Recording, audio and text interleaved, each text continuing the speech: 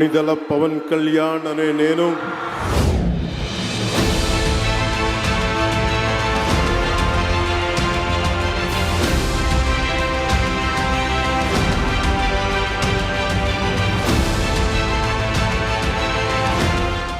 నమస్తే, welcome to prime 9.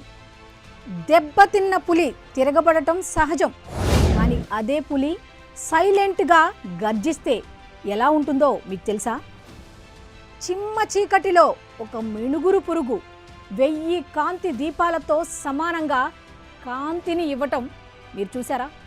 ఒక్క అడుగులో 1000 ఏనుగుల బలం ఉంటుంది అని మీకు తెలుసా? తుపాకీ లేకుండా ప్రత్యర్థుల గుండెల్లో బుల్లెట్లు దింపడం ఎలా ఎప్పుడైనా మీరు చూసారా? అవతలి వారి తిట్లను ఆశీర్వాదంగా తీసుకోవడం ఎలా అనేది మీకు తెలుసా? మన్యం వీరుడు అనగానే అల్లూరి సీతారామరాజు గారి పేరు గుర్తుకు వస్తే, మరి అదే అల్లూరి మరో జన్మ ఎత్తితే ఎలా ఉంటుందో మీరు చూడాలనుకుంటే మాత్రం ఈ వీడియో అస్సలు మిస్ కాకండి.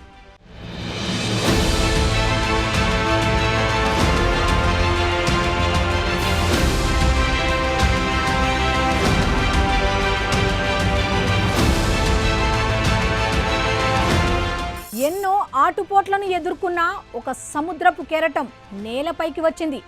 సముద్రంలో ప్రశాంతంగా ఉండటం మాత్రమే అప్పటి వరకు తెలుసు. నేలపైకి ఎలా అయినా వెళ్ళాలి అనే ఆలోచన తప్ప, వెళ్ళిన తర్వాత ఏం జరుగుతుందో అనే భయం లేకుండా రోడ్డు ఎక్కేసింది. రోడ్డు మీద అప్పటి వరకు తెలియని అనుభవాలు ఎదురవుతూ ఉంటే, ఇంకో పక్క వెనక్కి వెళ్ళిపో అని బెదిరించే బండరాళ్ళు కొన్ని, వచ్చేయ్ వెనక్కి అని పిలిచే మనసున్నోళ్ళు మరికొంతమంది.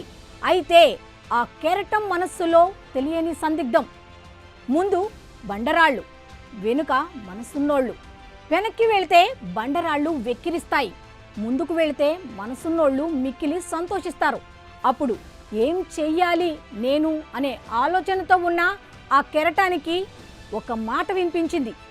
ఆ మాట ఏమిటి అంటే, తూ చల్ మే ఆత, అంటే నువ్వు పద, నీ వెనుక నేను వస్తా, wherever you go I will follow you అని వినిపించిందట.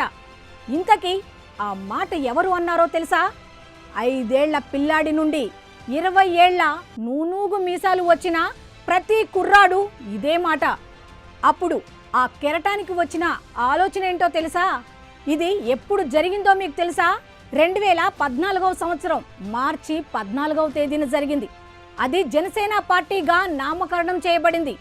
ఆ యువ కెరటమే కొణిదెల పవన్ కళ్యాణ్. ఆ నూనూగు మీసాల కుర్రాళ్లే మన పవన్ కళ్యాణ్ ఫ్యాన్స్. 2014 నుండి ఇప్పటి 2024 వరకు కూడా ఒకటే మాట, ఓటు హక్కు లేని కుర్రాళ్ళు తప్ప నీకు ఎవరూ లేరు అని. కానీ అదే మాటను, అదే కుర్రాళ్లను ముందు పెట్టి దాదాపు 10 ఏళ్లకు పైగా పార్టీని నడిపించిన ఒకే ఒక వ్యక్తి కొణిదెల పవన్ కళ్యాణ్ గారు. విజయమే కావాలి అనుకుంటే ఒక లెక్క, ప్రజల మనస్సులను గెలుచుకోవడం మరో లెక్క. అయితే ఇక్కడ ఉన్నది పవన్ కళ్యాణ్. ఆయనకి తిక్క ఎక్కువ అంటారు కొంతమంది. అయితే ఆయన తిక్కకి ఒక లెక్క ఉంటుంది అంటారు చాలామంది. 5 స్టార్ హోటల్లో పంచభక్ష పర్వణాలు తినడం తెలుసు. చెట్టు కింద సాదా సీదాగా కూర్చొని చద్దన్నం తినటం కూడా తెలుసు. అవతలివాడు పెళ్లిళ్ళ గురించి ప్రశ్నిస్తుంటే, అది నా కర్మ, నా కర్మను నేను తప్పించలేను అంటూ కర్మ సిద్ధాంతాన్ని చెప్పిన కర్మయోగి పవన్ కళ్యాణ్. రాజకీయాల్లోకి డబ్బులు ఖర్చు పెట్టి రావాలి అంటే 2019 ఎన్నికల్లోనే వచ్చేవాడు. కానీ ప్రజల బాధలు మాత్రమే తెలుసు. నాయకుల ఎత్తులు, పై ఎత్తులు, లాజిక్కులు, జిమ్మిక్కులు తెలియవు.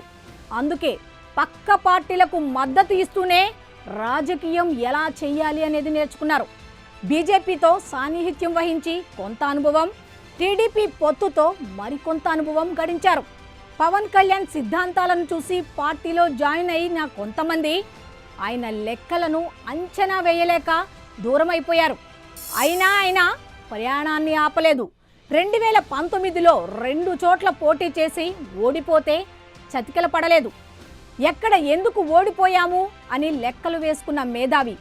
ఏదైనా ఒక నియోజకవర్గం మీద పట్టు సాధించాలి, రాష్ట్రమంతా అభ్యర్థులను నిలబెట్టడం కాదు, ఇప్పుడున్న పరిస్థితుల్లో సింగిల్గా చాలా కష్టం అంటూ చాణక్య నీతిని బయటకు తీశారు. 2019 ఎన్నికల్లో ఒక సీటు గెలుపు ఓదార్పుగా తీసుకొని సరైన రాజకీయం మొదలుపెట్టాడు. సింపతి అవినీతి రాజకీయాలు చేసే జగన్ ముందు పవన్ నీతి రాజకీయాలు పనిచేయలేదు. అయితే జగన్ చేసే ప్రతి దారుణాన్ని, విధ్వంసాన్ని చూసి ఇక సహించలేని పరిస్థితుల్లో వారాహి యాత్ర మొదలుపెట్టారు. దుర్మార్గులకు అదే అంతిమ యాత్ర అంటూ. అయితే ఇదంతా ఓర్వలేని జగన్ మనుషులు పవన్ యాత్రను అడ్డుకుంటామని అన్నారు. అప్పుడు పవన్ చెప్పిన ఒక డైలాగ్ ఏంటో మీకు తెలుసా? మీ అందరికీ గుర్తుండే ఉంటుందిగా. ఆ డైలాగ్ ఏంటో ఒకసారి చూద్దాం. ఎవడ్రా మనల్ని ఆపేది అనే డైలాగ్ ఏ ముహూర్తంలో అన్నాడో తెలియదు, కానీ వారాహి యాత్రలో ప్రజలు బ్రహ్మరథం పట్టడం మొదలుపెట్టారు. జనం గుండెల్లో చెరగని ముద్ర వేశాడు. జగన్కు నిద్ర లేకుండా చేశాడు. దీనితో జగన్ పవన్ చంద్రబాబుపై కోపంతో చంద్రబాబును అరెస్టు చేసి జైల్లో పెట్టాడు. వెంటనే జైల్లో ఉన్న చంద్రబాబును పరామర్శించేందుకు బయలుదేరిన పవన్ను అడ్డుకుంటే రోడ్డు మీద పడుకొని మరీ 3 చెరువుల నీళ్లు తాగించారు పోలీసులకు. ఎట్టకేలకు జైల్లో ఉన్న చంద్రబాబుని చూసి చలించిపోయిన పవన్ సానుభూతి సుత్తి మాటలు చెప్పలేదు. పొత్తు అనే ఒక పదాన్ని బయటకు తీశారు. అయితే ఈ పొత్తు అనేది అందరికీ తెలిసినట్టుగా మామూలు పొత్తు కాదు. వైఎస్ఆర్సీపీ అనే దుర్మార్గపు పార్టీకి కార్చిచ్చు. అప్పటి వరకు ఒక ఎత్తు, అప్పటి నుండి మరొక ఎత్తుతో ఆంధ్రప్రదేశ్లో రాజకీయాలు మలుపు తిరిగాయి. ఎంతలా అంటే ప్రధానమంత్రి నరేంద్ర మోదీని అంటే బీజేపీని కూడా పొత్తులో భాగస్వామ్యం చేయటం. అయితే వైసీపీని ఎండగడుతూ 2024 ఎన్నికల్లో ప్రజల్ని చైతన్యవంతులను చేయటం అనేది అంత మామూలు మాట కాదు. భార్యల్ని తిట్టేవాడు ఒకవైపు, పిల్లల్ని బయటకు లాగేవాడు ఇంకొకడు, కుటుంబాన్ని రోడ్డు మీద వేసి డ్రామాలు ఆడేవాళ్ళు ఇంకొక వైపు. ఇలా ఎన్నో ఆటుపోట్లు. ఇప్పుడు అర్థమైందా ఆయనను నేను కెరటం అని ఎందుకు పోల్చానో? ఎవరు ఎన్ని చెప్పినా ఒకటే మాట.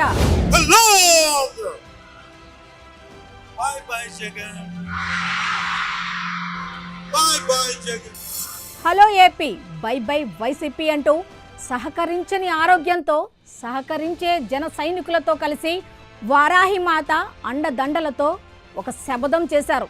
ఆ శబదం మంగమ్మ శబదం కాదు, పవనన్న శబదం. అదేంటో కూడా చూద్దాం.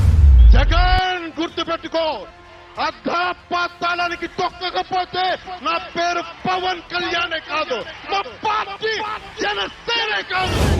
అయితే 2024 ఎన్నికల్లో 21 సీట్లను గెలిచి 100కు 100% గెలిచి చూపించారు. రిజల్ట్స్ చూసిన ప్రతి ఒక్కరూ, ముఖ్యంగా పవన్కి రాజకీయం రాదు అని చెప్పిన ప్రతి ఒక్కరూ ఒకటే డైలాగ్: ఎక్కడ తగ్గాలి అనేది, ఎక్కడ నెగ్గాలి అనేది ఇతనికి తెలిసినంత ఎవరికీ తెలియదు అని ముక్కున వేలేసుకున్నారు. పవన్ అనే నేను అనే మాట కోసం ఎదురు చూసిన ప్రతి ఒక్కరి కళ్ళు ఆ మాట వినగానే చెమ్మగిల్లాయి. కొణిదెల పవన్ కళ్యాణ్ అనే నేను ఏ శాఖలు తీసుకోవాలి అనేది తెలుసు, ఎక్కడ మార్పు తీసుకురావాలి అనేది తెలుసు, ఎక్కడ ప్రత్యర్థులను పట్టుకోవాలో తెలుసు. అందుకే ఉప ముఖ్యమంత్రి, పంచాయతీరాజ్, గ్రామీణాభివృద్ధి, పర్యాటక శాఖ, అడవులు, సైన్స్ అండ్ టెక్నాలజీ శాఖల మంత్రిగా నియమించబడ్డారు. సూటు బూటు వేసినంత మాత్రాన మన ధర్మాన్ని మర్చిపోకూడదు అనే నినాదాన్ని ఆచరించి తప్పు చేస్తే ఎవరైనా ప్రశ్నిస్తా అంటూ సొంత పార్టీ నేతల గుండెల్లో రైళ్లు పరిగెట్టిస్తున్న ఒకే ఒక సనాతన ధర్మ వ్యూహకర్త పవన్ కళ్యాణ్. సనాతన ధర్మాన్ని కాపాడుకుందాం అనే నినాదాన్ని జనంలోకి చొప్పించిన ఒక నిజమైన భారతీయుడు. ఇండియన్ అంటే హిందూ, ముస్లిం, క్రైస్తవులు కాదు, అందరం ఒకటే, ఎవరి ఆచారాలు వారివి అంటూ ఒకరికొకరం గౌరవం ఇచ్చి పుచ్చుకోవాలి అంటూ క్రైస్తవులు కానీ మహమ్మదీయులు కానీ ఎంత చక్కగా ఏకంగా ఉంటారు, అలానే సనాతన ధర్మాన్ని పాటించే వాళ్ళు కూడా ఉండాలి అంటూ వివరించిన గొప్ప మహోన్నత వ్యక్తి పవన్ కళ్యాణ్. ఒక ప్రమాణ స్వీకారం రోజు నుంచి నేటి వరకు రాజును కాదు, నేను మీ బంటును అన్నట్లుగా మారుమూల గిరిజన ప్రాంతాలలో రోడ్లు, తాగునీరు నుండి సొంత నియోజకవర్గం పిఠాపురంలో డెవలప్మెంట్, ఇలా అన్ని రకాలుగా అభివృద్ధి చేస్తూ ముందుకు దూసుకుపోతున్న ఉప ముఖ్యమంత్రి పవన్ కళ్యాణ్ రాష్ట్ర రాజకీయాలలో కాదు దేశ రాజకీయాల్లో కూడా కీలక భూమిక పోషించారు. జనసేన పార్టీ ప్రాంతీయ పార్టీగా కాకుండా జాతీయ పార్టీగా ఎదగాలని జనసేన పార్టీ ఆవిర్భావ దినోత్సవం సందర్భంగా అందరికీ మరొకసారి శుభాకాంక్షలు తెలుపుతోంది మీ ప్రైమ్ 9.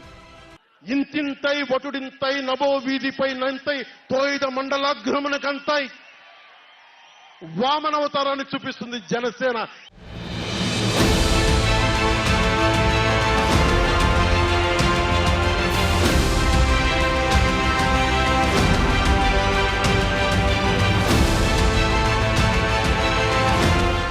జనసేన ఇది పార్టీ కాదు, ప్రజా సమస్యల పరిష్కార గుడారం. జనసేన అధ్యక్షులు పవన్ కళ్యాణ్ ఎవరి కాన్వాయ్ వెళుతుంటే కాలం కూడా ఆగి తిరిగి చూస్తుందో, ఏ ఊరేగింపుకి తలవంచని గగనం రక్షణగా గొడుగు పడుతుందో ఆ పేరే పవన్ కళ్యాణ్. ఇది పేరు కాదు, ప్రభంజనం. సమస్య రాగానే ఆయనే గుర్తుకు వస్తారు. దాహం వేస్తే ఆయనే, రోడ్డు సరిగ్గా లేకపోతే ఆయనే, పల్లె చిన్న బోతే కూడా ఆయనే. పల్లె పైరు పాడుతున్న ఒకే పాట ఏమిటో తెలుసా? మనుష్యులందు నీ కథ మహర్షిలాగా సాగదా, నీ స్వార్థమెంత గొప్పదో నీ సేవ రుజువు చేయదా, నీ సీది ఎంత చిన్నదో నీ కంటి చూపు చెప్పదా, నీలోని వెలుగు పంచగా విశాల నింగి చాలదా. ఏదో సినిమా పాట అనుకుంటున్నారు, కానీ ఇది సినిమా పాట అయి ఉండొచ్చు. కానీ ప్రతి మాటలో ప్రతి అక్షరంలో ఆయన తప్ప వేరే వాళ్ళు ఎవ్వరూ కనిపించరు. ఆయనే డిప్యూటీ సీఎం పవన్ కళ్యాణ్.